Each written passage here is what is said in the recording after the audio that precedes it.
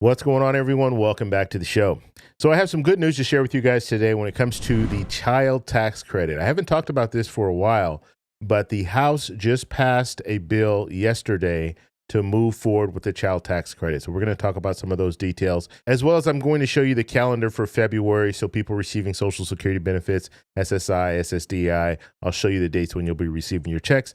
Most people already know this, but I like to give you guys an update just because some people are new coming into receiving benefits. So if they're new coming into receiving benefits, they might not know how the structure works. So we'll go over that as well. But first off, if you guys can do me a favor, please like the video, subscribe to the channel, hit that little bell notification, and then click all. By clicking all, you'll get notified anytime we post a video. We do daily videos here, so by clicking the bell notification and clicking all, you should be getting updated every day. And just a reminder, thank you for your support. I really appreciate it. And if you'd like to follow me on Twitter and Threads, you can at the TEC Show Live. Okay, later tonight, 7 p.m. Pacific Standard Time, I will be doing a live stream. We'll be talking about headline news. So come over and join me. If you guys have questions and things like that, we'll be able to answer some of those questions for you. Okay, so first thing I want to do is I want to show you this clip that talks about the child tax credit in a little more detail. And then I'm going to show you illustration and kind of show you exactly if you are a family. And this is mainly targeted towards low-income families. Okay, so that's who will benefit the most from this child tax credit. So what they're doing is they are expanding the child tax credit. So they're extending it. So the current child tax credit right now is $2,000 per child. They're extending that, and then they're adding a little bit to that. Okay, so there's an extension and an expansion, if that makes sense. So let me show you this clip first, and then we'll talk a little bit about it. Here we go. In today's Money Watch, we're talking about how parents might soon be able to save more on their taxes or at least get a bigger refund. It is part of a proposed change in Congress that would expand the child tax credit. CBS News business analyst Jill Schlesinger is here to break it all down for us. Jill, good morning. Tony said it. Vlad's a new dad. He's in the green room. He needs to know. Can't wait to file That's right. Ears. How does the current child tax credit work? So right now, if you have a child under the age of 17 and you make less than $200,000 as a single or head of household, $400,000 married filing jointly, you're entitled to $2,000 per child. Now, a credit is important because it reduces your tax bill dollar for dollar. Some people who don't pay any taxes, though, they also get a benefit. Part of this credit is called refundable. So $1,600 is payable to you even if you don't owe taxes. So that's how the current one works. So even if you're not making enough money to pay taxes, you're going to get something back if this goes through? No, That's today. Currently. You already can get $1,600 back. Now, here's the proposal. The proposal is $2,000 is the limit right now. We have never indexed that for inflation. So what the proposal would be is, hey, we're going to raise the amount by the inflation rate every year. So 2,000 might be 2,025. And so it will go up every year, indexed for inflation, just like tax brackets do. Oh, that's good. Also, that refundable amount would rise to $1,800 for tax year 23, to $1,900 24, and $2,000 for 25. So more people would get more money. Right now, it's estimated that 19 million kids don't qualify for the tax credit because their parents don't have any taxable income. Right. There's some important timing, though, right? People are already getting W-2s, but this is not available until February? Okay, so here's what's very interesting. Yeah. So, we don't know whether this proposal will go through. If it does, we don't know if it's going to be in time for the tax filing season. Okay. The IRS has already said when you claim the tax credit, you fill out your 1040, there's a child tax credit form that you attach, but no child tax credit will get paid until mid-February. So you won't get the actual credit until the end of February. Right. Okay. So if you're an aggressive person who likes to file early like Gail, you will not get... Look at Dollar Jill got jokes. It wouldn't matter because they will not issue these credits until mid-month. All right. Got it. How much money, real quickly, how much money are we looking at for people in their pockets? Well, it's going to be more than $600 on average is the estimate. And it's going to really help the lower 40% of earners. That's the most important thing. The lower 40%. So $680 on average,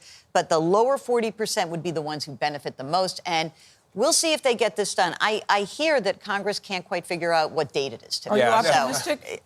I think it will get done this? long term, but I am dubious as to whether they'll get it done for the 23 filing season. All right. Jill, thank you. Thanks a lot. Okay, so there you go. That's what the child tax credit's all about. And the last part there, I want to talk about that. Will this pass? So it's passed the House, but it still needs to pass the Senate and then go to the president so he can sign off on it. Now, the president is already on board, so he will sign off on it if it gets to his desk.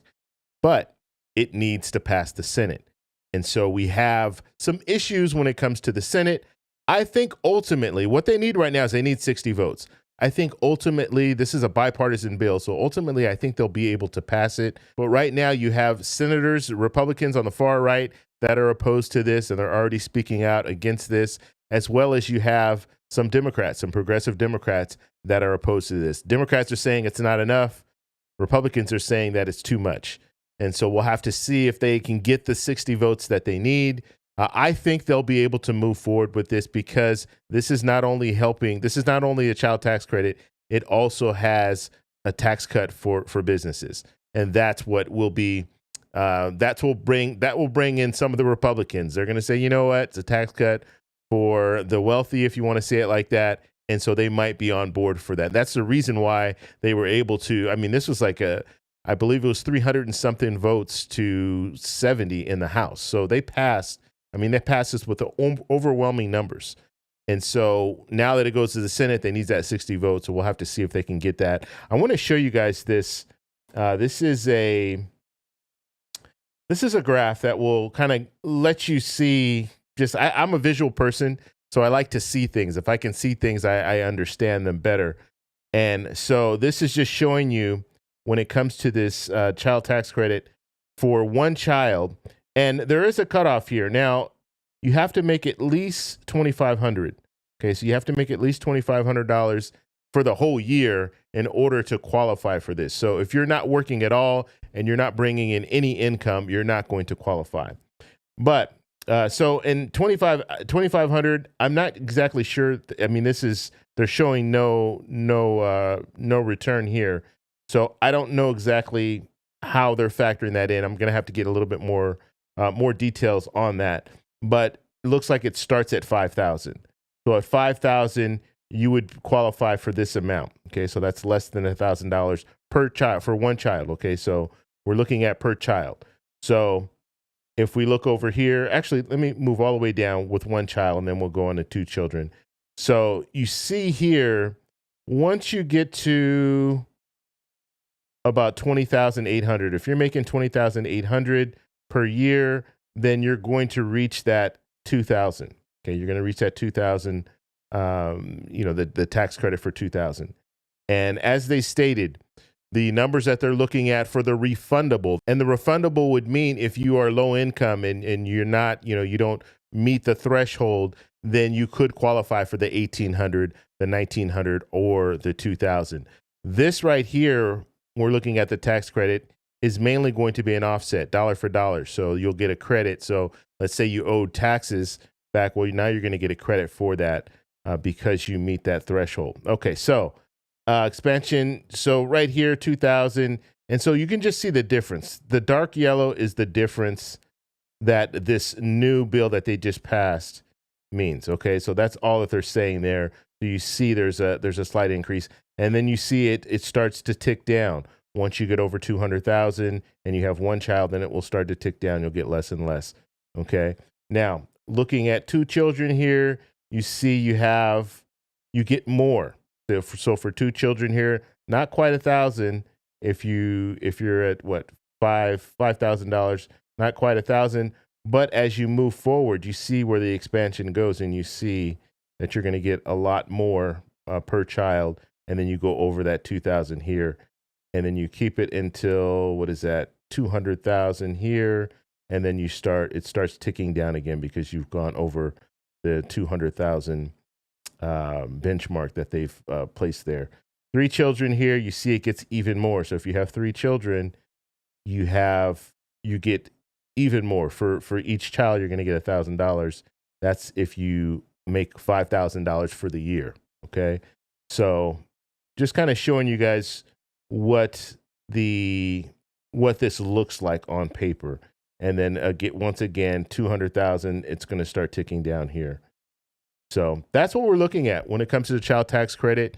I think this will be good, and I agree with the reporters there that this is going to help low income people, low income families. It will definitely help them, and it will bring some children out of poverty. I think they're talking about like 5% of children will be brought out of poverty. So it's not drastic, but it's not going to be like the child tax credit that we saw before, the one that was passed by Democrats. It was $3,600 per child. It's not going to, depending on how old your child is, but it's not going to be like that. And they're not doing it month to month.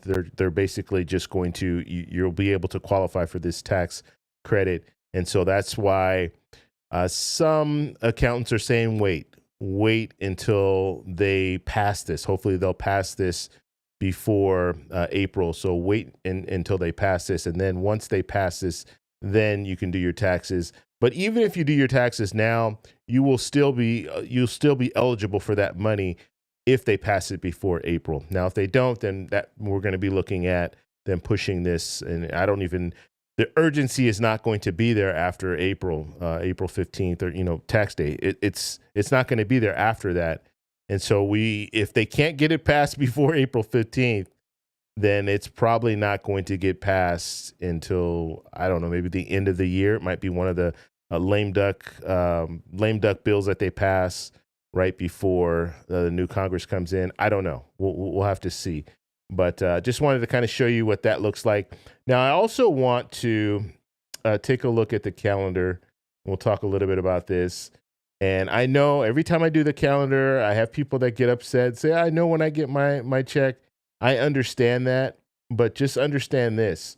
You have, 10,000 new people are eligible or come on to Social Security every month. So that means that you have a lot of new people that are coming into the system, and they might not know exactly how it works. And they might have questions about when they are going to receive their benefits. As well as I want to talk a little bit about when is Congress in session. Okay, so that's something that I like to let you guys know about, because that's when we can see legislation get passed. Okay, so looking at today, the first SSI beneficiaries will receive their checks. So those you should have received those today.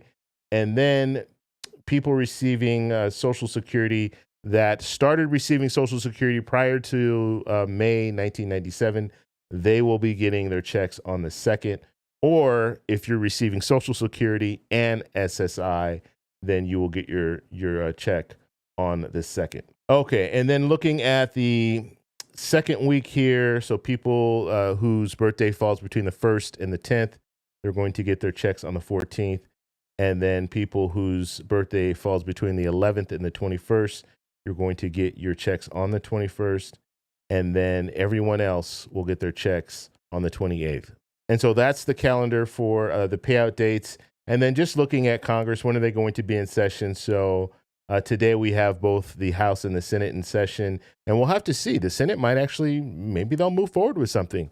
Maybe they'll go ahead and vote on this bill, the child tax credit bill. We'll have to see if they do that.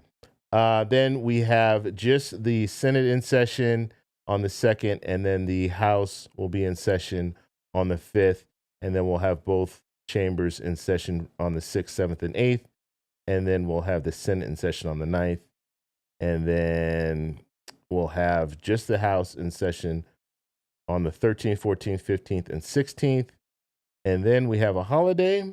And so what does that mean? That means Congress goes on recess. So they'll be on recess from the 19th. Well, they'll be on holiday on the 19th, but then they'll be on recess from the 20th through the 23rd. And then we'll have the Senate return on the 26th, 27th, 28th, and 29th. But guess what? The House will not be in session. So just look at this calendar. I mean, it's pretty crazy. Just think about this. And, we all work. I'm retired. A lot of us, you might have been retired, but you've worked. And just look at the schedule, especially look at the schedule for the House. The House is working on the 1st. They're working on the 5th, the 6th, the 7th, the 8th, the 13th, the 14th, the 15th, the 16th, and then they're off. they'll be on recess the rest of the month. So they're working like half the month, and then they get the next 2 weeks. They're out of session. They're not there. So technically, they're not in session, but they should be in their home districts doing business, right? But they're not legislating, and so they'll have a nice little. Just got off a holiday in December, a long recess, and now coming into even looking in January, you see. I mean, they were. I'm just looking at the House. The House was, they had a week off here, a day off here, day off there. So, yeah, and then they had the whole week from January 1st to the 5th. They were off there, and I'm not even counting the weekends or anything like that. But pretty amazing.